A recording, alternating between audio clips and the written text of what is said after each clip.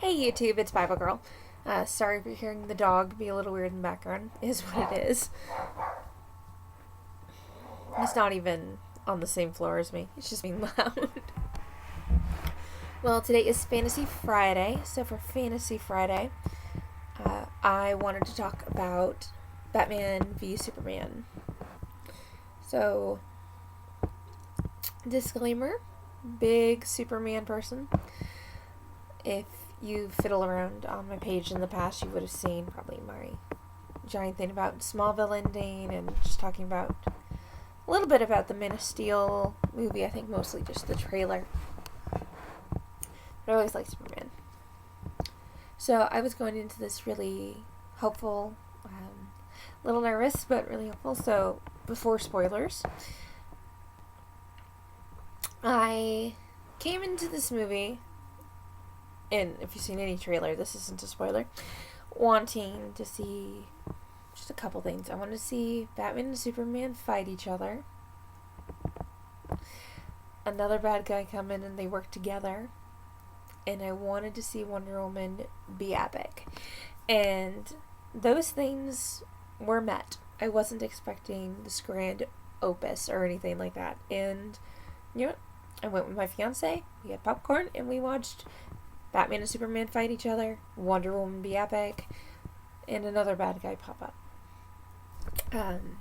I think if they had cut the running time down half hour to 45 minutes, it would have been a much better movie. I enjoyed it. Wonder Woman's probably my favorite part of it, and I cannot wait until her movie. But for the most part, I liked it. Should have been about a half hour shorter. And I hear there's a longer cut that'll be rated R that'll come out, and I'm fairly certain that's not going to help anything. So with spoilers, like I said, I think it was just too long, a little convoluted. My fiance had not seen Man of Steel, so he came in being very confused. This movie is very much designed for you to come in after seeing Man of Steel. Which, I mean, it's a sequel, so. But, there were some things that were a little off there. I think they could have dug a little bit more into the differences in philosophy of Batman and Superman. I mean, it was kind of there. I'm not saying it wasn't at all. But they could have dug into that a little bit.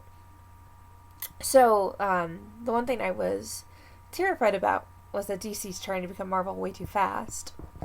When I had heard that, after I heard Wonder Woman is in it, and then they went Cyborg, Aquaman, Flash, I'm like, oh no. Too much. But they were actually very, very clever with it. That's something I'm going to give them a plus point for. That they did their cameos in very small, couple second things, and that was great. That got you excited for the things that are coming up. That's good. I think the stuff going on with the government and things was kind of interesting. I think it didn't eventually click to where it could have been, or they could have cut some stuff away. I mean, I don't really know if we need the subplot with Lex Luthor being the one in charge of the bullet and things like that. And a lot of people out there are complaining about Lois Lane and all that stuff. And I'm not saying she was bad or anything. I just don't think they gave her the best stuff to work with. Just me being me, I am not a big fan of seeing a character that's clearly a Christ figure. Man of Steel made that very, very clear that that's the path they were going. And, I mean, they basically full on say he's a Christ figure. He's the savior towards Superman. And have him come up living with Lois Lane, jumping on her naked. I've read some comics. I'm not going to pretend that I read comics all the time because I can't afford it. But it's not the way I like my Superman. I like him a little bit more Boy Scout. That's part of the reason that I like him. So that kind of annoyed me. I think they needed to cut out a lot of dream sequences. Thought that was really unnecessary. Speaking of which, so showing Thomas and Martha die again, they did a good job with it. It was very nicely stylized. I know it was very frame by frame, pretty close to comics that they were using as inspiration. So that was cool. If they were going to do it again, it was nice. I don't know how much we needed it, though. So at the end, with the death of Superman,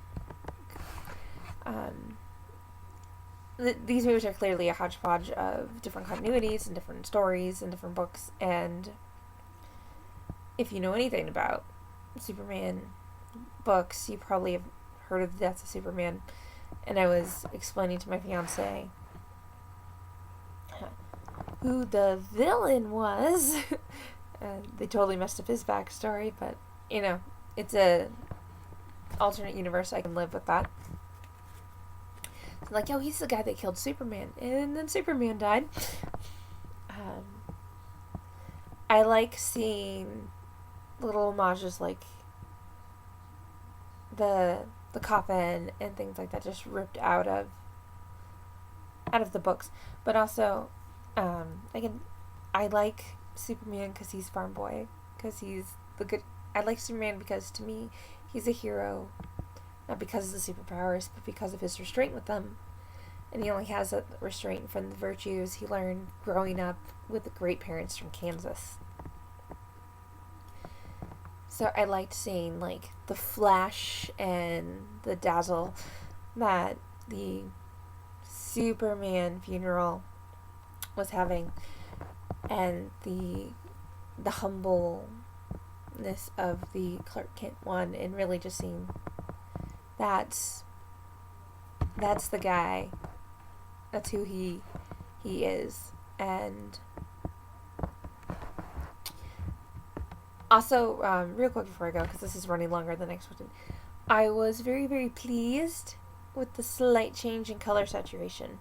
Saying it was the brightest, shiniest movie of all time.